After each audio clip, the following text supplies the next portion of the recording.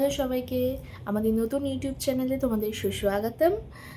আমি প্রিয়াঙ্কা আর আমি ভীষণ এক্সাইটেড কারণ আজকে থেকেই শুরু হতে চলেছে আমাদের ডিজিটাল জার্নি। এখানে আছে আমার ছোট বোন, আমার ছোট্ট পাগলি তিতলি। হাই এভরিওয়ান, আমি তিতলি, প্রিয়াঙ্কার বোন।